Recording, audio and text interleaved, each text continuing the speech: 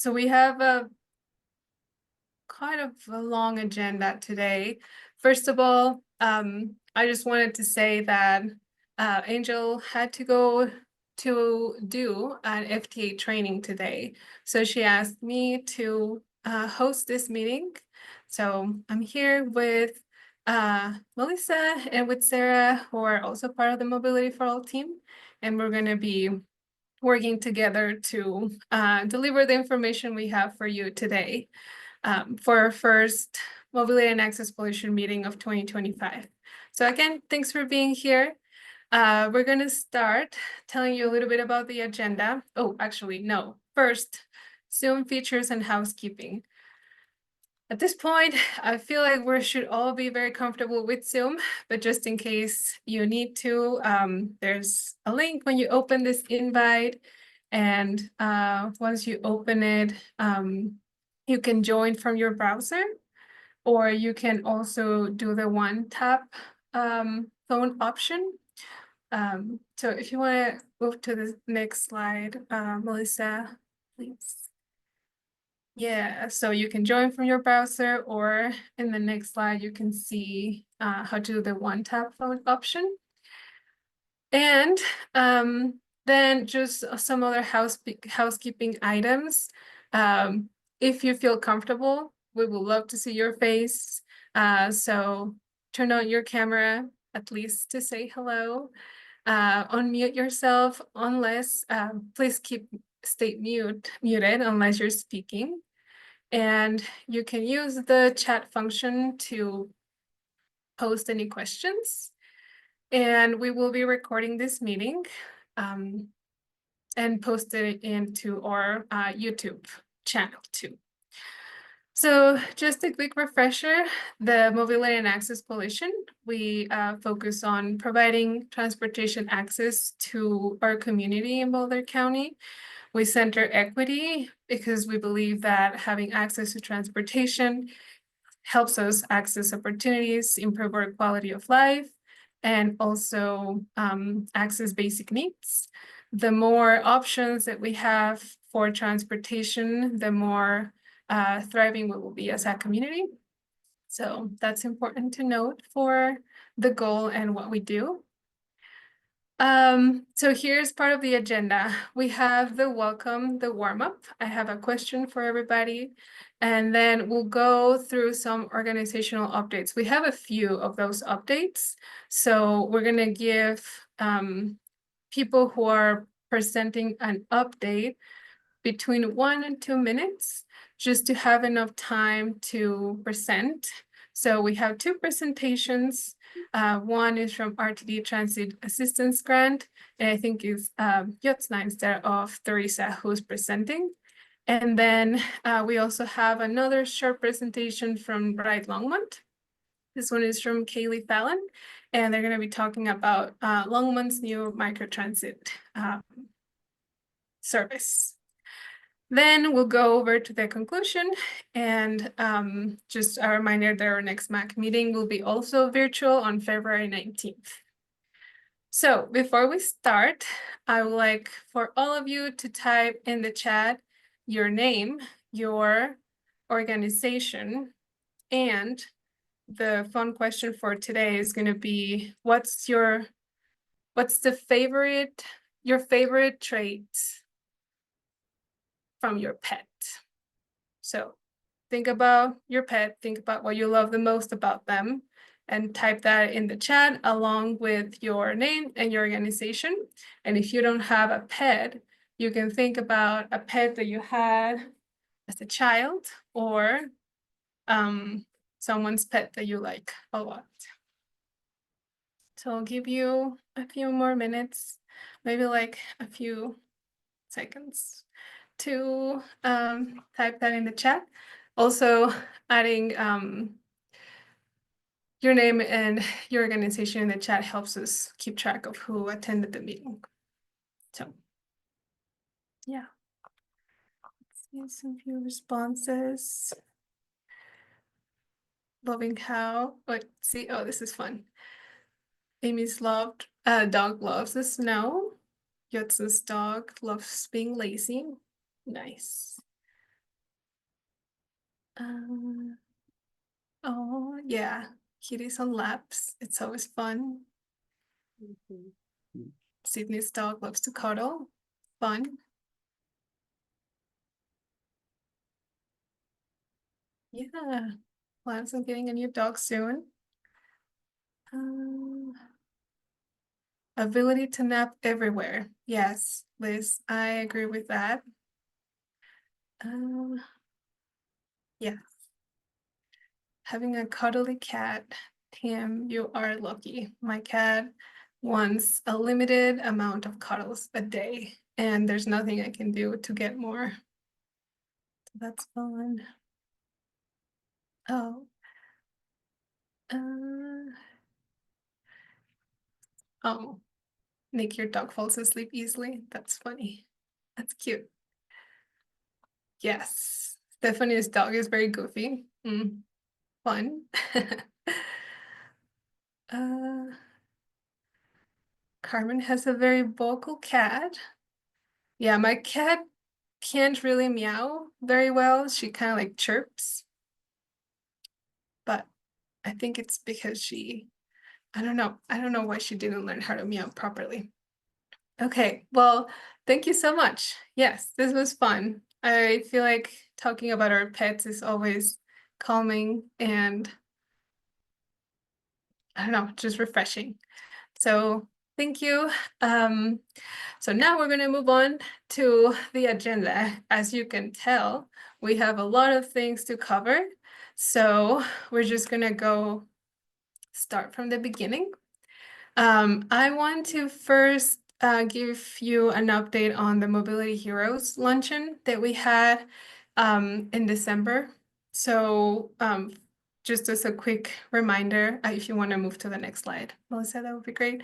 Every year, or last year and this year too, we're going to do another Mobility Heroes campaign. So last year's, we started the process early in 2024, and we had a survey and we compiled responses and then decided to nominate drivers and public transit enthusiasts.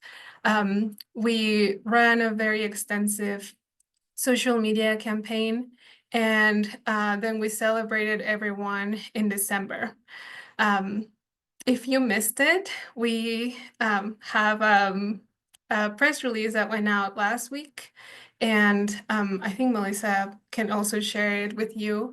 So the press release has the information about what happened, how many people we helped, and how many how many drivers we recognized. And then there's also a link to the photo album of this event. So I'm going to put the link here in the chat to the press release. So this event was I think, very successful. We had most of our drivers there. We named their names and we talked a little bit about them, gave them an award. We gave them a pin, a diploma, as you can say, a certificate. And then we also had a photo booth. We had big image ads for people to sign and thank you cards for the drivers and for volunteer ambassadors.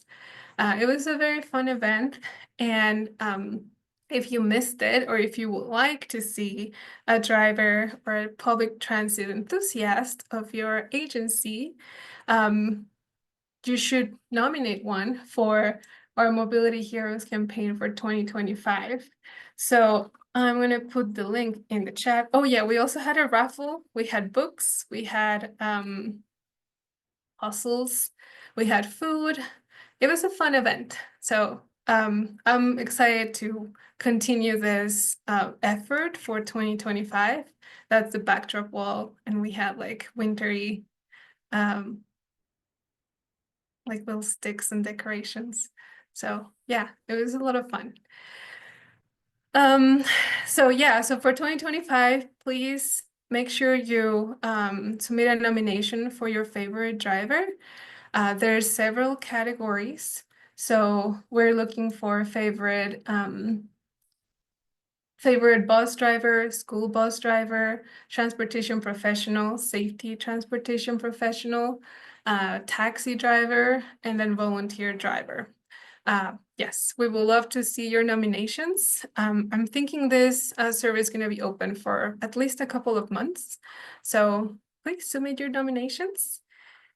And I don't know if anybody who attended the winter luncheon would like to say any words about how it went for them.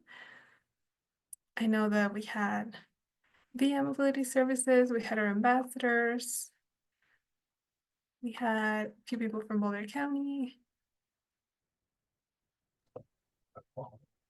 Yeah. I'll have a couple words. It was great.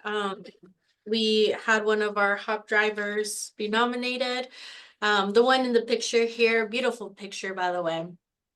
Lots of fun, and you get the chance to just, catch up with people and celebrate these mobility heroes. So if you didn't get to go last year, definitely go for this year. Yeah, thanks, Adriana.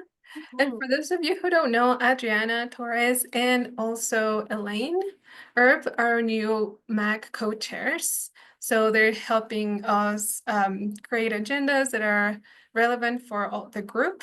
And so we really appreciate your partnership, Adriana and Elaine. Oh, thanks. Thank you. Okay, well, moving on, I'm going to pass it along to Sarah. Sarah Lee is a member of the APAC, which is the Accessory Passenger Advisory Committee, and she has a couple of updates for us. Hi, thanks, Jessica, for the Mobility Heroes updates. That was a great time. I enjoyed my time at the event. And I look forward to next year or this year's event.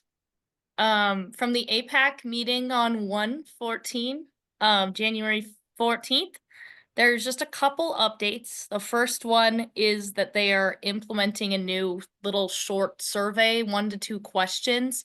Once you call, and afterward you call the reservation center and the customer care calls. They don't apply to dispatch calls, which I thought was interesting, but it'll be 1 to 2 questions. It'll just be dial pad. You just press the dial pad for the answers, and that will probably be implemented. It's estimated by the end of March. And then our second update is that RTD is still analyzing the data before making changes about access on demand. They say they're gonna try and announce some more feedback sessions before May, but any changes will be implemented on May 1st for access on demand. It looks like they're leaning toward, they're doing a regression model, trying to see how it'll impact ridership and cost and different things if they change certain things. There were 3 meetings from RTD. They were very well attended. 50 to 90 people attended, and there were over 500 comments that RTD received. So that's good. People are letting them know ideas, how they're feeling, suggestions. A lot of people are suggesting instead of 30 trips being covered, they're saying 40 to 45 trips covered, and most people are okay with paying the base fare of $4.50, or if they're on Live, it would be $2.25. And that is everything I have, unless people have questions for me, or I don't know if you're taking questions at this point or not, Jessica, but yeah. Yeah. Well, yeah, if there's any questions for Sarah, Cool. you can put them in the chat or you can speak up. Cool. I can also answer in the chat because I know there's a lot of updates. Yeah. Yeah, but thank you, Sarah, for being a member of this group and for reporting for us. Appreciate Thanks, it. Jessica. Yeah. Another quick update, very quickly. So on February 25th, there will be a joint Boulder, Larimer, and Weld County Coordinating Council meeting. This is going to be in person. It's going to be from 1 to 3:30. And we will be attending there. I think it's important to see this collaboration between different counties because people's travel behaviors don't necessarily match the county boundaries. So I think there's a lot of opportunities to understand what are some of the gaps and the barriers that people who, for example, live in Weld and work in Boulder County, what are those transportation barriers that they're facing and how can we help them? Yeah, I'll put it here in the chat in a little bit, the address. But if you would like to join us, we can carpool. We can go together to, I think it's gonna be in Berthoud. But I'll put the Yeah, chat, put it in It's the at the chat. Bertha Town Hall. Yeah, thanks, Sarah. Yeah. So yeah, that's coming up on February 25th. Okay, the next update is gonna be from Nick Aguilera. Nick, are you good to share your update? Yes, thank you, Jessica. Hi, everybody. My name is Nick Aguilera, Long Range Transportation Planner with Boulder County, and sharing an update on behalf of our team, including Alex Hydright and Landon Hilliard. So as you may know, Boulder County has been contracting with Via Mobility to offer the Boulder Canyon Extra as of early December. Let me pull up my notes really fast just so that I don't miss anything as I tell you all this. So in September, as you may know, RTD changed their Netherlands-bound NB schedule to provide adequate driver layover time, but the shift unintentionally interfered with and interrupted students' travel times, impacting students and their families, particularly those at Netherlands High School, Boulder County High School, and Casey Middle School. Just as I said, Boulder County contracted with Via Mobility to provide this extra bus service and filling in these missing gaps in the route times. The Boulder County Extra has been a free service to ride, running Mondays through Fridays, excluding holidays. This initial extra bus service was initially contracted through January 17th, running once again to fill these extra route times in the morning, one time in the morning and one time in the afternoon. But in December, the Netherlands EcoPass Public Improvement District, or NEPADAC, passed a motion to continue the service in the afternoon through May 2025. So starting yesterday, there continues to be an extra Boulder Canyon Extra service from leaving downtown Boulder Station at 5:15, stopping at the Netherlands Park and Ride at 5:50, getting to Netherlands High School at 5:55 p.m., and then returning back to Boulder, getting in downtown Boulder Station at 6:40 p.m. Boulder County is in conversation, of course, with Netherlands, NEPADAC, and RTD, so that we can report back with more updated ridership data as Extra continues these next few months. RTD is updating their run board bus schedules for May, starting in March. So we're going to make sure that we are involved in those conversations so that future service changes or updates, best serve the needs of Netherlands and residents of the county. I'm available for any questions, and thank you all for your time. Yeah, thank you, Nick, and thanks for this update. Do you mind putting your email in the chat just so that people can contact you if they need to? Yes. Yeah, thank you. And thanks for the update on like this extra service going on until May. That's gonna be helpful. Yeah. Okay, our next update is about winter bike to work. Elaine, are you able to share this update with us?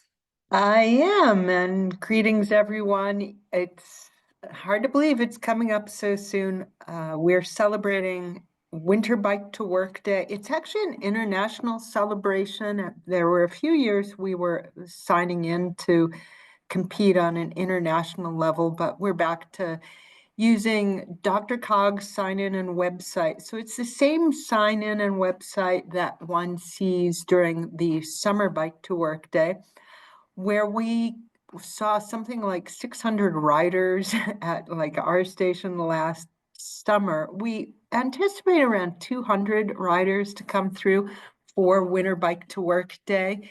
And when you follow that link, winterbikeday.co, you can both sign up to ride if you are interested in biking or walking to stations and getting breakfast. You can also find out where different stations are. And once again, we will be hosting at the Boulder Chamber at 2440 Pearl Street. Love to see everybody there. And we have a giant station yet again, apparently. So it should be fun. Melissa said she'd come and join us. We'll have other representatives with Boulder County and the city of Boulder because there's just so many projects going on. The city will have information about the Folsom corridor that they're exploring. We're hoping to have some safety information. Open Studios plan to be there with an interactive art piece, which was a huge hit last summer. So just it's a fun day, and to me it's always about encouraging people. If you ride some of the year and haven't tried winter, see how it works. I personally am on my bike a few times every single month of the year. Sometimes you have to squeeze it in or take a shorter ride, but so I made sure to ride before the storm. And for somebody like me, I actually cannot ride to work on that day because of that early start. So earlier in the week is an option. And if you don't ride to a specific workplace, some of us are maybe more remote or whatever, doing something earlier in the week also counts. So there's definitely flexibility. If Sarah wants to do it, just find somebody with a tandem. Be creative Yeah, I about wish, Elaine. That'd be awesome.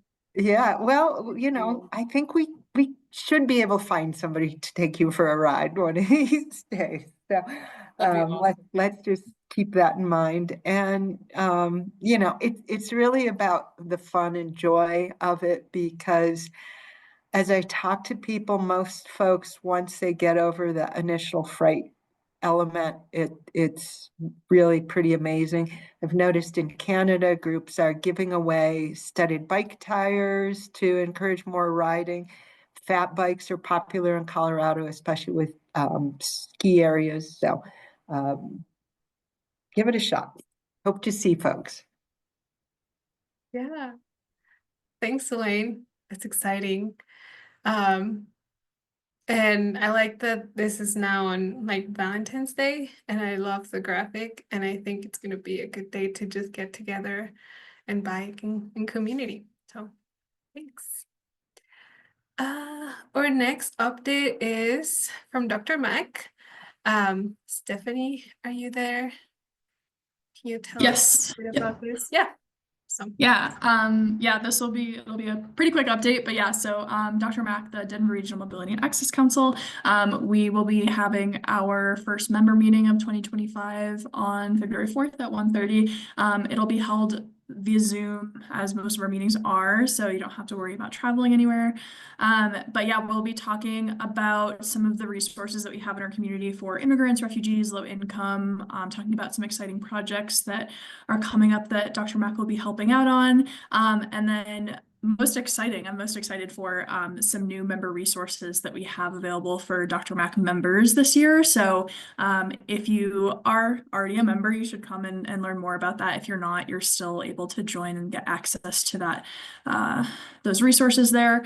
But yeah, everyone's welcome to join. You don't have to be a Dr. Mack member. Part of the reason that we have these meetings is that so we can bring people together at our Dr. Mack meetings from all of the counties that we work in to network and really kind of like we were talking about earlier with the Larimer Weld County local coordinating councils, just bring people together and really figure out how we can address the needs and the barriers and the gaps and everything. So I'm going to paste a link to the Zoom registration in the chat and hope to have you all there. yeah, thanks, Stephanie. You guys are also doing a luncheon, an appreciation luncheon. Is that true? Yes, next Wednesday, the 29th, we will be having our LCC lunch, which will be an in-person event where we're kind of what I just said, we're getting all of our local coordinating councils together to really just network and talk about some of the things that each group is working on. So we have, I think, around 40 people that have RSVP'd. If you haven't gotten your RSVP in yet and you really want to go, let me know today. We can still get you in, but yeah, again, hope to have some of you there. Yeah, exciting. I'm pretty sure Mobility for All is going to be there. So that's Excellent. fun. Mhm. Yeah. Thank you, Stephanie. Our next update is about mountain rides. Bob from Via Mobility Services, are you there to share this with us? Oh, I think you're on mute.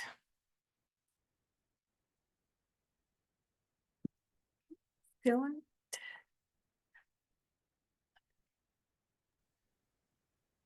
Okay, can you hear me now? There you go. Okay, sorry. When I was asked to, or told that, hey, we're going to do a mountain rides route. So I needed a driver, and one particular driver, I had a few that approached me, but the one that I chose, I said, why do you want to drive this? And he said, I used to live in the Netherlands. So going to Netherlands was a big plus for him. So I chose him, and he started with absolutely no riders and built it up. And we started on July the 19th, 2023. And by the end of the year, we had 342 riders. And that was all him. He promoted it. He did really well. And the riders loved him. And then unfortunately, his wife got another job in another state, and I had to replace him. And I had another driver approach me, and she said, I want to drive because I live up in Jamestown, and I'm just part of the people, part of the mountain folk. So she really took it. Her name is Laurie, and she has done really well too. So in the month in 2024, I'll go back to 2023. We started on Wednesday and Thursday and continued that until July of 2024, when we added a third day, we added Monday. So that's been very successful, and through the rest of 2024, the total ridership was 1,306. So increase of 4 times. We've continued three days for the month of January. We've got another week to go. We've had 54 riders this year through the 16th. And like I said, we'll continue 3 days a week for the month of January. Then in February, we'll go back to Wednesday and Thursday. So it's been very successful. I'm proud of the drivers. I'm proud of the work that they've done and the number of people that we've been able to help up there. Yep. One particular rider, he's a young kid that lives in Rollinsville, and he works at the grocery store in Netherlands. And just us taking him frees his mom up for a few hours, that she's not running him back and forth. But it's just, there's some great people out there, and we're so fortunate to be able to help them out. Yeah, thank you, Bob. And it's great to hear these stories that share just the importance of getting people connected and access to a job, for example. Right. And it's been very interesting and just inspiring for me to see how Mountain Rise has been growing. And in a relatively small period of time, people are using it, they know about it, they're aware of it in the community. So yeah, I'm hoping for many, many more rides in 2025. Yeah. Thank you. Thanks. Thanks. Okay, we're gonna move along to yet another update. It's okay. It's the beginning of the year, so there's a lot of new information that we need to pass along. So, Sydney, are you able to share information about the downtown Boulder Station expansion? Yeah, thanks, Jessica. And I'll make it pretty quick because I know we're short on time. But we have the Downtown Boulder Station Expansion Project that'll happen this year. It involves 5 new bus gates that will be constructed on 14th Street between Canyon Boulevard and Arapahoe Avenue to accommodate existing and future transit service at the Downtown Boulder Station. In addition to the new bus gates, this project includes wider sidewalks around bus gates, ADA improvements to 14th Street, shelters, trash receptacles, and bike racks. This project does eliminate on-street parking along 14th Street. The completion date is sometime this summer, so it should be wrapped up pretty quick. I'll share the link to the project page in the chat, and if you have any questions, please reach out to my colleague Erica, who is the contact for this project. And her contact information is on the webpage that I'll share with you. So that's all I have. Yeah, thank you, Sydney. I don't know why in my head I thought it was gonna take longer, but it's fun to see that for the summer there will be all these like expansion projects updates. Yeah, thank you. And thanks for sharing that link. Okay, now we have a quick update about from the Civil Rights Title VI program. Lorena, you said that you wanted to share your screen, correct? Yes, please. Thank you. Okay. Melissa, would you mind on sharing your screen? And then Lorena, I was able to make you a co-host, so you should be able to share your screen. Perfect. Just getting set up here. Can you all hear me okay? I think so. Yeah. Yeah. Alrighty. Hello, everybody. My name is Lorena Gonzalez. I am one of 2 transit equity specialists with RTD's Transit Equity Office. And I'm going to be presenting with Martin Romero, who's our Transit Equity Manager, and Danny McLean, who is the other specialist. So I will just get us started here. All right, so thank you all for having us here today. We do have a very brief presentation, and I'll start by giving an overview of what we are here to talk about. So starting with our meeting objectives, why we're here and what we're hoping to do. Then we'll provide an overview of the Civil Rights Act Title VI requirements, which guides the work that our team carries forward. We'll get into RTD's 3 new proposed policy changes, which are the major service change policy, the low income definition, and the fair equity policy, and we'll wrap with a Q&A. Okay. And sorry about that. Okay. So we do hope that you walk away with a better understanding of the Title VI requirements under the Civil Rights Act of 1964. We'll explore the Title VI program's purpose and key parts, and examine the proposed changes to the 3 Title VI policies. And ultimately, we're here to hear your feedback on these policy changes or other ideas you may have. Okay. So just to set the foundation here, we can't really talk about the Title VI Civil Rights Act of 1964 without mentioning the pivotal figures of the civil rights movement, Rosa Parks and Martin Luther King Jr. We know that Rosa Parks' refusal to give up her seat on a Montgomery bus in Alabama sparked the Montgomery bus boycott.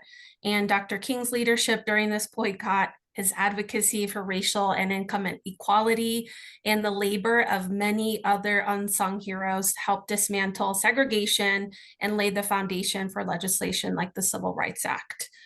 And so the Civil Rights Act of 1964 says that no one in the US can be excluded, denied benefits, or discriminated against in any program or activity that gets federal funding because of their race, color, or national origin, which does include languages spoken. And this is what guides the work that we do. Okay, so we've grounded ourselves in the Civil Rights Act. Let's now discuss the specific ways in which our Transit Equity Office puts those into practice to comply with Title VI regulations.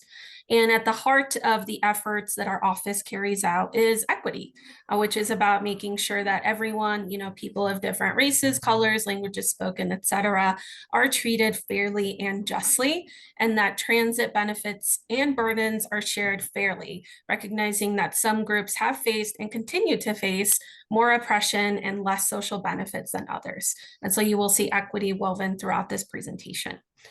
So how do we operationalize the requirements of the Civil Rights Act and our mandate for equity? Well, every 3 years, RTD is required by the Federal Transit Administration to submit a Title VI civil rights program that follows a set of guidelines that they have outlined as a condition of receiving ongoing federal funds. And this ensures that transit agencies adhere to federal civil rights regulations. So to meet these requirements, RTD's Title VI program is a comprehensive approach that includes policy standards and analysis to assure that public transportation service decisions are equitable and inclusive. And we do this by conducting equity analyses on major service changes or the construction of maintenance facilities, for example. And then we also conduct service monitoring for equitable service delivery and prioritize community engagement to hear how we can do better through our public participation and language access plans.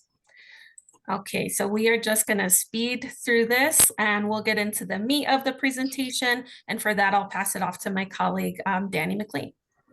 Thanks so much, Lorena. So my name is Danny McLean, Transit Equity Specialist. And as Lorena mentioned, so we're in the process of updating our Title VI program. It happens every 3 years.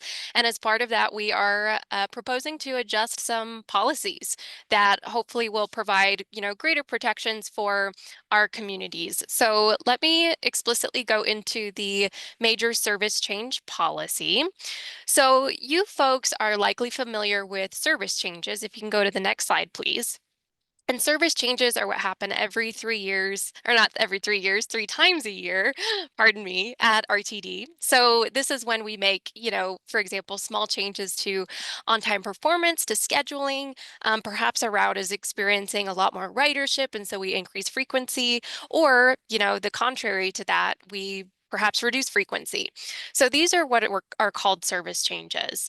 Now, something you may not know as part of the service change process is that we conduct an analysis that's called the Major Service Change Equity Analysis. So this is a requirement per the FTA that when there is something that constitutes a major service change, then we have to examine that major service change for its impacts on BIPOC, Black, Indigenous, and people of color communities, and separately low-income communities. And as a result, if there are impacts that are unfairly put on these communities, then we have to address those impacts unless there's a very, very good justification to do otherwise. So RTD defines our own major service change policy. All transit providers have our own, freedom, independence in defining what we think is a major service change. Currently, RTD's policy is that a major service change is a 25% increase or decrease in service hours specifically on a route or line that lasts a year or more. So that's our current policy. And there's lots of changes that, can happen that don't necessarily meet that threshold for a variety of reasons. So what we are proposing is to instead change the major service change policy so it has a little bit more meat to it, per se. We want to make sure that there are more changes that RTD, perhaps service development is putting forward that fall under scrutiny from an equity lens. So up top, you can see what our current policy is. Like I mentioned, the 25% increase or decrease in service hours for 12 months or more. So what we want to change it to is that a major service change will be any 25% change in not just service hours, but route miles, service span, and frequency as well. So adding the different categories on for what constitutes a major service change. This would happen at one time. So service development proposes a 25% change in one service change proposal. That would be considered a major service change. Or cumulatively over a 3-year period. So for instance, small changes that are made to the same route get added together. And if that passes a 25% threshold, it's considered a major service change. And then this would also apply to implementation of a new route, elimination of a route, or discontinuation of a route or a line. So like I mentioned, this is to essentially capture more changes that apply that would call for an equity analysis. It removes the 12-month minimum, right? So more changes will be considered, per under an equity analysis. And then it includes those smaller changes over time to add that cumulative, manner of examination. So that's a major service change policy. It's quite complex, but we'll provide information at the end to get more information about this change in policy. Martin? Yeah, thank you, Danny. Hello, everyone. I'm Martin Romero. I'm the Transit Equity Manager. We'll speed it along as well. So to continue on the proposed policy changes, the second policy change we are proposing is to adjust the RTD definition of low-income households by increasing the threshold from 150% of the federal poverty level to 200. So currently, a household is considered low income if its combined income is at or below 150% of the federal poverty level. And as shown in the graphic on the right per household size. And so the proposed change would raise the threshold to 200%, allowing more households to qualify as as low income. And so this will ensure a broader and more comprehensive evaluation of equity impacts. So to give you another visual, a better idea of the number of households that would be considered by increasing the threshold. So if we focus our attention to the blue bar representing Denver County, under the current policy, roughly about 20,000 families would be considered low income. Under the proposed policy, this number would increase to roughly 30,000. So essentially more low income families are being considered when we make changes to our services. Next slide, please. The final policy change we are proposing focuses on defining our fair equity policy to clarify when a fair equity analysis is required. Next slide, please. So RTD's current policy ensures that fair changes do not disproportionately burden BIPOC or low-income riders compared to the overall ridership. Specifically, any fair price changes or averages of multiple fair changes must not negatively impact these groups by more than 5%. So in addition to fair pricing, the policy also addresses fair payment methods. For example, if a payment method such as regular passes, electronic payments, vending machines, or online options are changed or discontinued, RTD conducts an equity analysis to assess how these changes may affect riders or access to fair options. Next slide, please.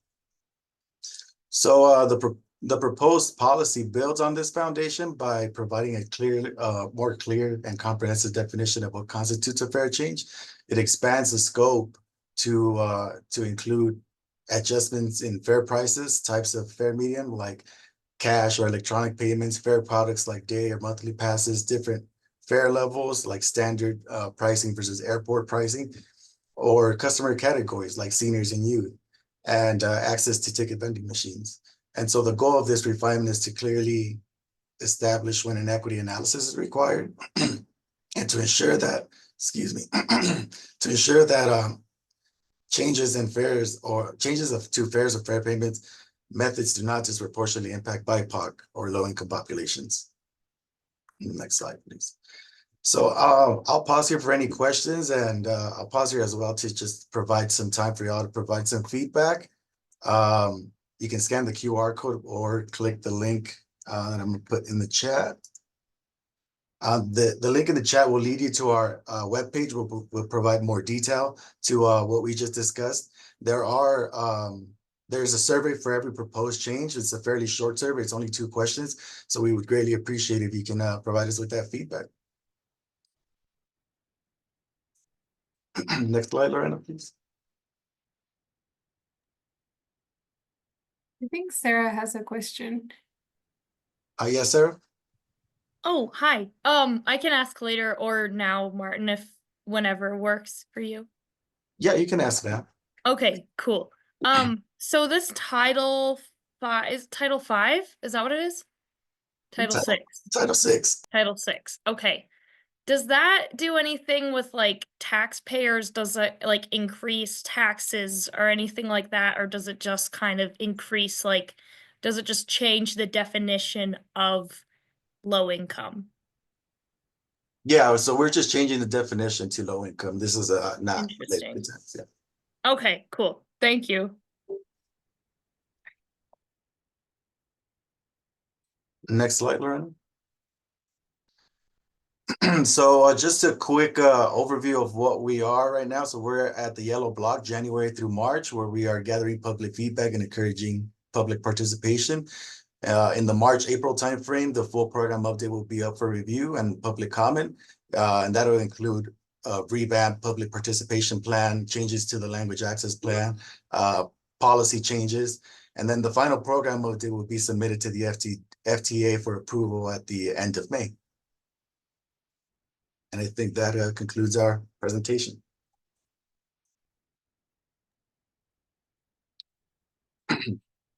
Thank you. Very insightful. So it seems like on the same page, people can give feedback for those 3 different programs or changes, right? Correct. Yeah, there's a feedback button. So if you click that, it'll take you to a short survey, and then you can provide feedback on one of the policies or 3. We encourage, even if you don't agree with the changes, we encourage you to write that out and tell us why.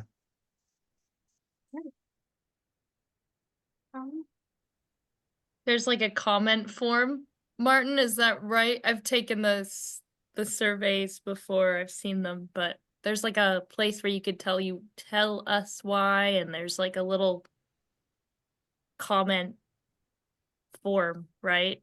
Yes. So every survey starts with the question, do you agree or disagree with the changes? And then the second portion of it is a section where you can provide feedback as to why you agree or disagree. Oh, nice. Great. Yeah, well, thank you so much. We will definitely promote this page and the opportunity for people to give feedback. I was looking at one of the forms, and it looks like it's very easy to just respond in English or Spanish. So thank you. Thank you you three for the quick presentation. And now, I hope everybody's doing good. We have 2 more presentations, very important topics.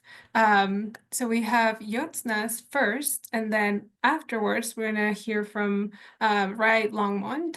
So Yotsna, are you sharing your screen? Yeah, I can share my screen. Yeah, I think both of you should be able to do it. So Melissa, you can stop sharing if you're okay with it.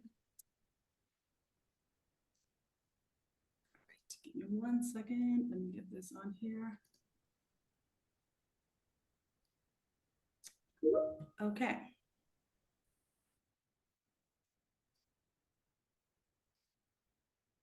All right. Welcome and thank you for letting me talk today. I'm going to go really quickly over the Transit Assistance Grant Program. And my name is Yotsna. I'm with RTD Market Development. Just so that you know, Yotsna, we're seeing your page with the notes. Like Oh, okay. How do I get this off? Oh, good question. Maybe there. No. Maybe the pen? I don't know. Oh, or the 3 dots. That's a good question. I've never seen that You know before. what? Yeah, I haven't either. On top, you can select display settings on top, like yeah, swap. Oh. Yeah, there we go. Yeah. Okay, perfect. All right, so the Transit Assistance Grant or TAG program, it's designed to help organizations that are serving immediate needs clients by providing RTD ticket books Or this year, we're also going to be doing mobile tickets. I'm going to explain what we mean by immediate needs in a second.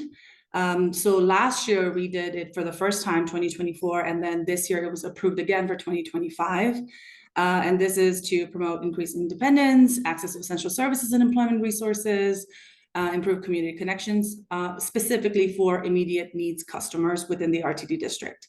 Last year we gave $1 million, and this year again it's going to be 1 million, so that's great. So a really quick 2024 snapshot. We ended up giving out 999,983 because 1 million is an even number, and the ticket books, yeah, that's just the way the math turned out. We got 211 applications. We ended up funding 181 agencies, and some of that was because a couple of the agencies forfeited their grants because they said the grant amount was too small for them, and it was too much administrative burden to even give these out. So we did 181, which was still a pretty significant number. A total number of clients served was 56,306 with this. And we issued out 352 3-hour passes. And one of the questions we asked when we were doing this was asking people if they needed any live materials, because again, one of the major goals of the TAG program is to function as a stopgap for people applying for the LIVE program. And so yeah, we got a lot of requests for materials. And so this is just what we printed out and sent to them, to people that asked for it. People were also printing stuff off on their own and stuff. So this doesn't represent everything that was put out, just what we gave to them.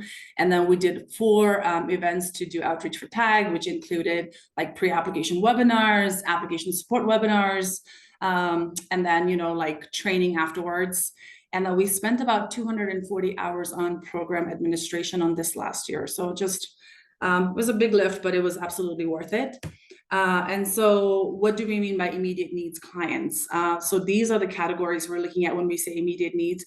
Again, not saying that, other folks are not immediate needs, but for the purposes of TAG, this is how we are qualifying them. One is individuals who are applying for the LIVE program. So this could include people who are accessing training programs and employment services, but they should have either have applied for LIVE or are going to apply for LIVE. And so we know that with the staff shortage at DHS and stuff, it's taking a little bit longer. So usually from the time you apply to the time you get the card, it's less than 2 weeks, but for right now, it's a little bit longer. And so while people are waiting to get it, they can use this grant. Crisis intervention. So if someone's like getting out of a domestic violence situation, seeking shelter, safe and supportive environments, this is for those folks. Access to essential services, particularly for folks with disabilities, low-income individuals, refugees, and other, not just refugees, but newcomers. I think that's the word I was supposed to use. But access to, it says like access to groceries, pharmacies, and all of this, right? But it cannot substitute. So the goal of TAG is not to substitute things that people do on an everyday basis. So if you're going to the grocery store every day to get groceries, TAG is not necessarily it for you, but let's say you had a reliable means of transportation to get there, or you had a car or whatever, and now your car is in the shop and your family is struggling and you cannot make it. And so you need bus passes for a short amount of time, that would qualify. The next one is homelessness support. And that's for folks who are either at risk of being homeless or are homeless at the time, and they're looking to basically get out of that situation or pursue employment, social services, get to emergency shelters, all that stuff. And finally, emergency support. Again, this is for chronic situation, not for chronic situations, right? But time-bound thing. So like some of the things people have asked me is like, well, what if I need to go to my medical appointments 3 times a week? Does this count? No, it doesn't, because again, that is something that is kind of, it's scheduled, right? And so that it's coming up and stuff, and it's happening all the time. Now, let's say out of those 3 appointments, one of them, you find yourself that you don't have a ride or whatever, and you can't get to it. And it is absolutely like a one-time thing, and it is time-bound and emergent, then yes, it would apply for that. So it's very much case by case. Every single application is based judged on its own merits. It has nothing to do with other applications. So, you know, even if, let's say, there are two identical organizations doing the same work, they happen to be in different places, they're serving different groups, we would most likely approve both. So it doesn't have anything to do with the other applications. And as far as agency eligibility, you have to be in good standing. You have to be a 501c3, or if you're not, you need to have a fiscal sponsor that is a 501c3. And we've had a couple of those last year. You need to make sure that you are giving these tickets that you get to your clients for free. One thing to also point out is that these are for your clients only. A lot of organizations have said like, hey, we have volunteers who work for us. Can we use this for them? Absolutely not. It cannot be for your volunteers. It's not for, you know, like for your family or for your staff. It is specifically meant for your clients. You do need to, we have, I think, 3 reports that we ask for each year. They're pretty simple to fill out. And so you do have to make sure that you are complying with our reporting. And then there we go into that right here, agency responsibilities. One of the things, like I said in the beginning, it's like, this is supposed to be a stopgap for LIVE. And so we ask that you heavily promote LIVE. And that looks different for different organizations based on what their capability is, right? So some organizations go all the way and they sign people up for LIVE, they sit down with them and they you know, do all of that. But other agencies might not have the human capital to be able to do that. And so even if you're able to just put out like introduction materials, like anything about LIVE, right? And again, if you don't have the resources to be able to even print that, you're welcome to ask us and we're more than happy to provide that to you. And so if you need, now let's say you're like, hey, I love this, I would like to give this out to people, but I don't have the staff to be able to do anything. You can reach out to us and we're happy to come and staff something. We're happy to host a table or like, you know, a sign-up event or just a knowledge fair type thing. So yeah, just let us know and we're happy to help in whatever shape or form that looks. And finally, we ask that you attend training webinars that we provide. And this is, it sounds like it's going to be a lot, but it's really just like maybe one thing telling you like, hey folks, this is how you would administer the tag, the LIVE program. These are the responsibilities of the tag program. And so they're pretty simple. And if you can't make it, we do record all of our training and stuff. So we can always send you a recording of that. Or if there's another time where you're like, you know, I have like 8 people at my office, I'd love it if you came and gave us some training. We're happy to do that as well. So the application is super simple to fill out. I put a link on the chat as well that shows you the entire web page. But it's really, we made it as simple as possible because we understand that a lot of small nonprofits do not have like grant writers who are able to do this. And so basically anyone should be able to do it. But you have the option to fill it out online, or you can also submit it by mail. So if you submit it by mail, please do not send it online because we don't want duplicate applications. So either or. If you are submitting it by mail, make sure it is postmarked by the 31st. The application closes on the 31st. So if it's not postmarked by the 31st, unfortunately, I cannot accept it. So yeah, the application was open from January 3rd through January 31st. And the address to send it is right here. Okay. So you only need basically 4 things to apply: a copy of your agency's 501c3 status letter from the IRS, a letter describing basically how you are going to use this grant, the impact that this grant will have on the organization's clients, the number of clients you serve annually, and the number of transit-dependent immediate needs clients. And the reason we made that distinction is because people will often say like, okay, I am this giant organization and I serve 50,000 people. And I'm like, that's wonderful, but not all those people are in the RTD district, right? Number one. And number two, not all of them are also transit dependent. So yes, you might serve 50,000 clients, but then tell me, you know, like 15,000 of those are in the RTD district and transit dependent. And also immediate needs, right? Because you could be transit dependent. A lot of folks choose to only take transit, but it's a choice they're making and they're not necessarily restricted by other like socioeconomic factors. And then a copy of your mission statement. And I say nothing additional because a lot of folks have submitted like 3 or 4 page mission statement, values, and all that stuff. I just need to know your mission statement. And the reason we ask for that is because sometimes, let's say your letter did not quite explain what you were trying to convey.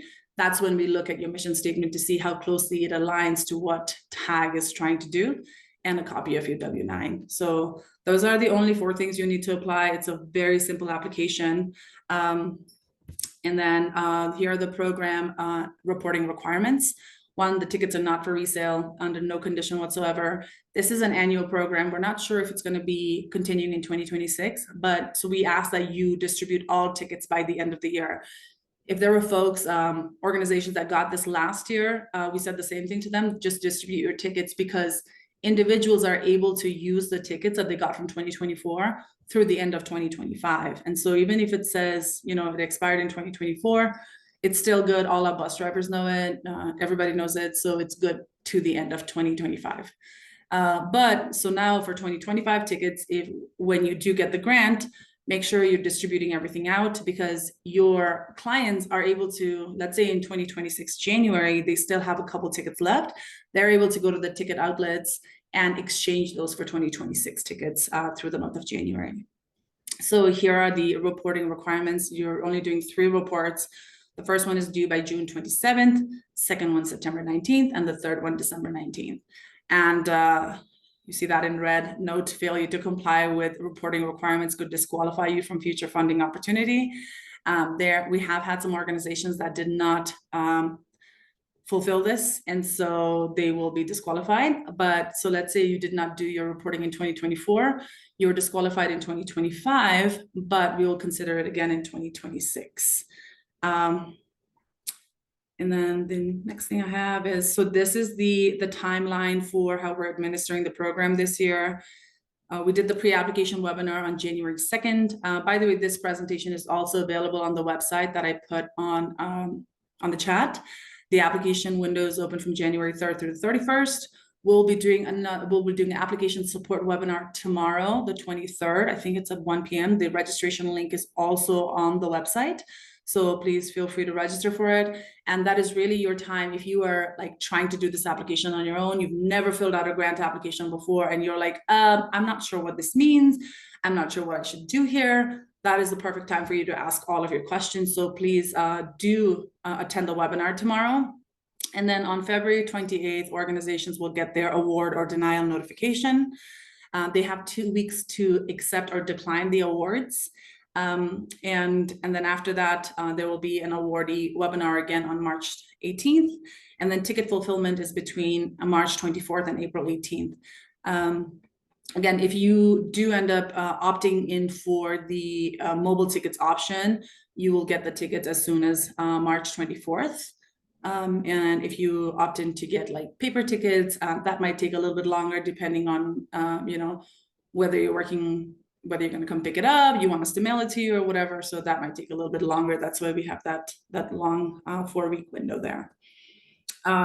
If you have any questions at all about the about the TAG program, here's the email and the phone number. You select option 2 and just leave a voicemail and we'll get back to you. The website is also on here. I'm happy to answer any questions anyone may have about this.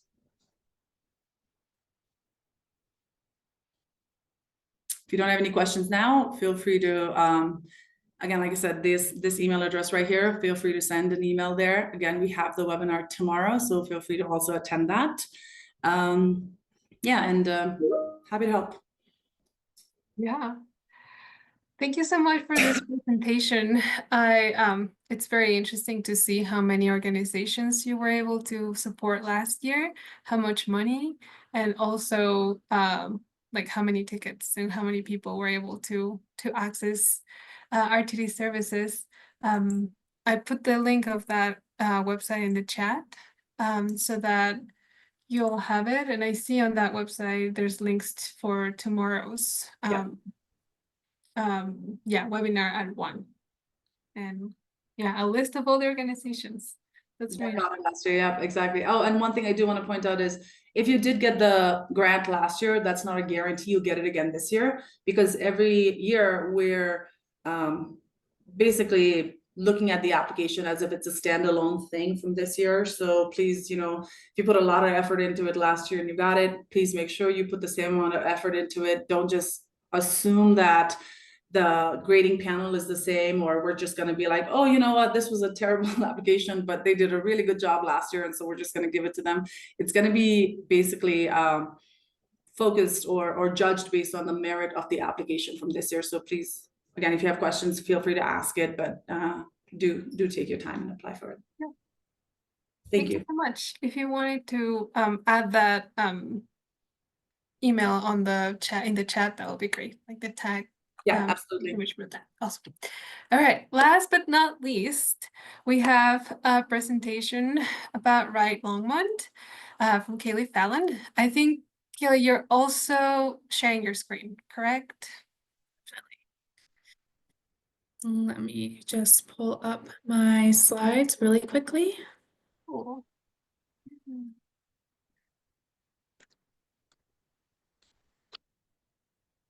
Great. Okay, great. Is that in full presenting mode and ready to go? Ready to go. Yes. Perfect. Awesome. Thank you, Jessica. Well, good afternoon, everyone. My name is Kalie Fallon. I am a transportation planner with the city of Longmont. I am one of the project managers for the city's new on-demand microtransit service, alongside Phil Greenwald, who is the city's transportation planning manager. I know he was on the call earlier, but had to hop off. But yeah, here to talk to you about our exciting new microtransit service. So I will just give kind of an overview of what the service is and how it works and how you might go about booking a ride. So just for a little bit of background context and how the service came to be about, in 2023, the city won grant funding through RTD's partnership program. We won just over $1 million over a 3-year period. And then the city also secured an additional $1 million in federal funding. So those are the two main funding sources for the program. Once we were awarded that funding, we released a request for proposal for a service operator. So those service operators then applied to that request for proposal. We went through an interview process and ended up contracting with the service provider via transportation. It's a little bit confusing because it's not the same as via mobility services that we all are familiar with locally. Via transportation is actually an international global company, and they're really focused on transportation technology and microtransit. So after that was all selected, we launched the service officially on December 9th. Like I said, it is a 3-year pilot program, and the total estimated cost over those 3 years is about $3.1 million. And so really why the city was looking into microtransit, why we wanted to do this, and the purpose of the service really was first and foremost to increase mobility for Longmont residents and visitors, really providing more public transit options, connecting people to those key destinations, really serving as a first and last mile option as well. So connecting folks to transit stops, of course, providing an alternative service for those who can't drive or don't like to drive, and then also to alleviate parking issues in certain locations. So this is what the vehicles look like. They are minivans, so they are 7-passenger minivans. They have bicycle racks on the back of them, and we're really excited about the branding. We worked really closely with VIA to get our Longmont colors branded with the vehicles. So if you live in Longmont or work in Longmont or have been up in Longmont in the past month, you may have seen these vehicles driving around the city. So how you can book a ride, there are two ways to book a ride. You can download the app on your smartphone if you just type in Ride Longmont on the App Store. That's iPhone or Android.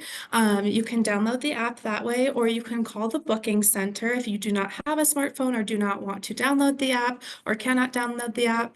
And so that booking center's phone number is 970-538-9097.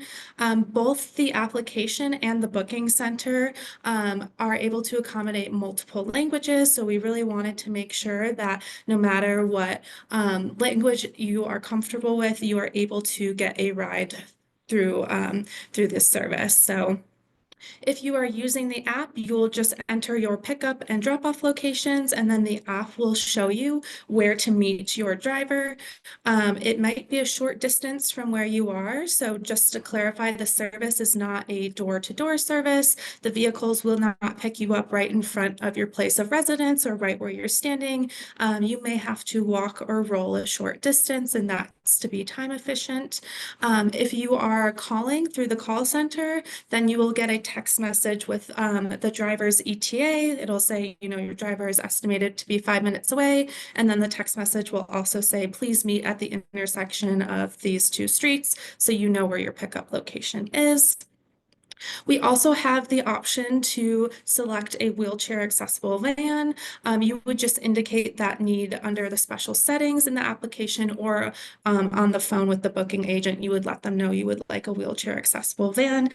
And like I mentioned, we also have vans with bicycle racks. So really trying to promote that multimodal travel, and you can put your bike on the back of that and then get dropped off somewhere and perhaps ride your bike and connect with another fixed route transit. So like I said, as of right now, it is an on-demand service. So what that means is that you cannot schedule ahead of time. Once you call or once you click the submit button in the application, you're looking at about a 5 to 15-minute wait time. During peak commute hours or really busy hours on the weekends, that wait time might bump up to closer to 15 to 20 minutes. And of course, weather, like we saw this weekend when there's severe weather, snow and ice, that may also affect service hours and wait times as well. So it is really that real-time service. We, of course, have heard feedback from the community that they would like to see maybe a feature to be able to schedule ahead. So that is, you know, something we are keeping in mind and looking at. But as of right now, it really is that on-demand real-time service.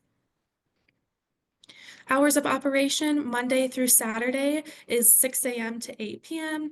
And then Sunday and holiday schedule is 9 a.m. to 5 p.m. We did have someone ask that if they are in the vehicle at 8 p.m. and it turns 8:01, are they going to kick me out of the vehicle? And the answer is no. The driver will get you to your destination if it's a little past 8 o'clock, so no worries on that. The first month of the service was free, but now moving forward, rides are $2 per person per ride, or they are $1 per person per ride for seniors, students, and people with disabilities. And right now, payment must be a debit, credit, or prepaid card. We are not accepting cash for payment as of this moment. And tips, the official policy about tips is that they are not required or accepted by drivers. So how the service kind of differentiates between a Lyft and Uber service, if you're familiar with those types of services, is that this service, the rides are public. So your driver most likely will pick up other people along the route to your destination. There might be times where your driver doesn't pick up other folks if it's just not that busy, but during peak times, the driver will be picking up other people. So it is a public shared service. And like I mentioned at the beginning, it is not a door-to-door service. So unfortunately, we aren't able to pick everyone up in front of their homes and drop them off right at their destination. That is just to keep the service really time efficient. We really want to maximize the amount of people who can use this service. And so we do have to make sure that those rides are as quick as possible. Service animals are welcome without restrictions in the vehicles. And then if you would like to bring a non-service animal, you can, but it has to be contained in an airline approved container.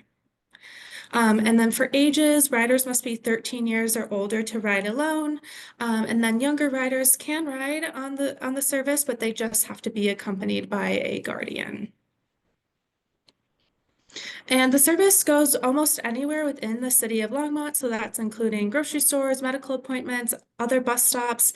It even goes out to the Firestone Longmont Mobility Hub, which we're really excited about. And we've seen folks take it out to that mobility hub and then be able to connect to other CDOT and RTD fixed route services.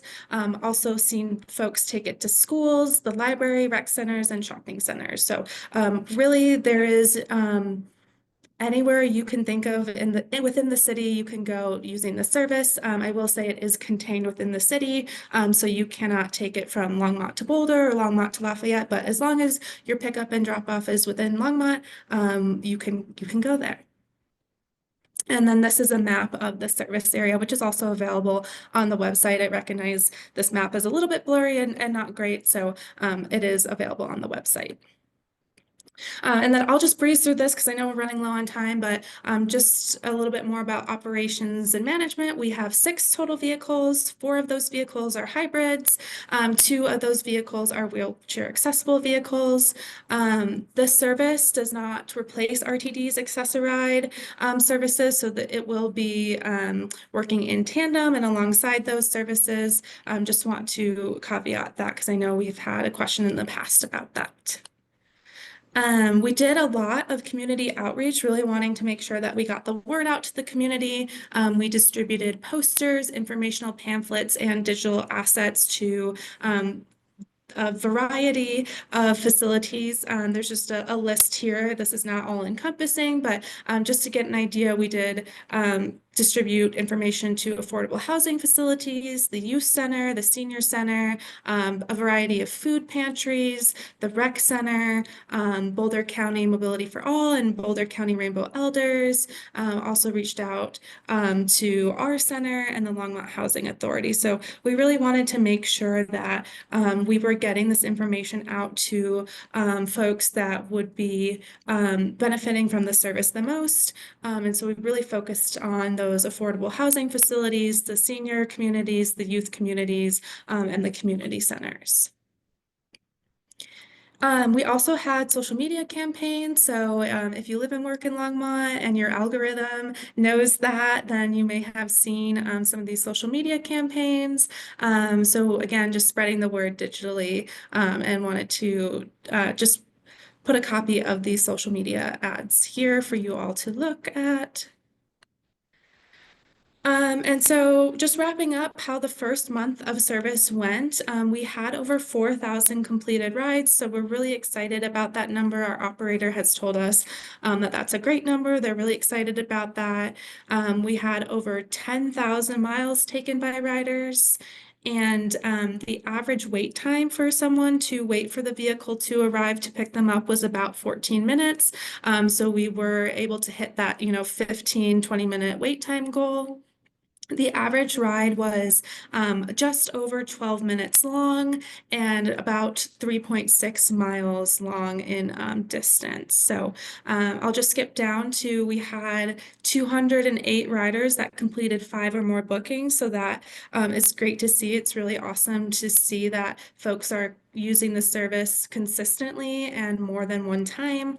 And the average rating for the service was 4.9 out of 5 stars. So looking ahead to the future, we will continue to monitor our service data and our KPIs. We'll continue to work with operators on our operator with any issues that arise. Of course, engaging with the community and continuing that conversation will be super important. In order to get community feedback, we really need that feedback in order to make sure that the service is operating at the highest level. So we will continue to be doing that. And then, of course, pursuing any additional funding opportunities that might allow for the future expansion of service or service hours as well. So with that, I'm happy to drop the link in the chat. My email is also on the screen here. Please feel free to reach out to me with any questions. And then if we have time, Jessica, I'm happy to take any questions now, or we can just do it through email. So thank you. Yeah, let's do 2 minutes for questions. I know that we're at time, but yeah. Sarah, I see that you have your hand up. Oh yeah. Hi, Kalie. I just have a couple of questions. One of them is how do you have to prove that you have a disability? Do you have to show your ID, any kind of like senior citizen like ID or student ID, anything like that? Or can I just show up with my cane and pay $1? Great question. So no proof is required for any of those discounted fares. You would just indicate in the app that you have a disability or that you are a student or that you are a senior, no proof required. And then if you're on the phone with the booking agent, you would just let them know. So no need to bring an ID or anything like that. Oh, cool. Okay. Thank you. And then one more question. Do you have any idea how long the driver will wait for you? So like, for instance, for me, I have to get down the stairs and sometimes it's cold and like, so my driver's arrived, like how long are they gonna wait for me? Like 1 minute, 3 minutes, 6? Yeah, so I believe the current no-show policy is about 2 minutes, and that's again Okay. for the time efficiency. I think we are definitely open for feedback, especially if you indicate, that you have a disability and it will take you longer. I would love to work with our operator on that and give folks that are seniors or with disabilities more lead time. But as of right now, the standard policy is 2 minutes. Okay, and they don't call you when they're here? I believe that if you are booking a ride through a phone call, that they will text you when the vehicle has arrived. And then if you are on the app, you should get a notification and you can also track your vehicle in real time. Oh, awesome. Okay. Thanks, Kalie. Of Yeah. course, yeah.